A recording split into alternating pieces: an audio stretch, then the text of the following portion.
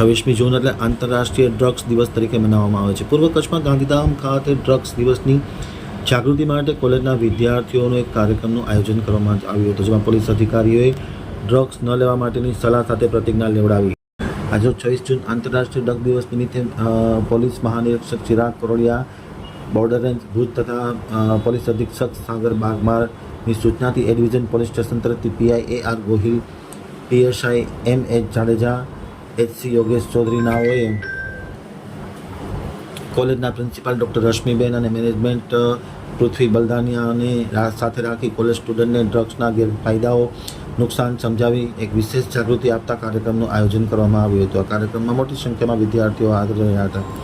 બરાબર પ્રતિજ્ઞા લેવડાવી આંતરરાષ્ટ્રીય ડ્રગ દિવસની ઉજવણી કરવામાં આવી હતી. કુલ મળીને 120 વિદ્યાર્થીઓએ ભાગ લીધો હતો.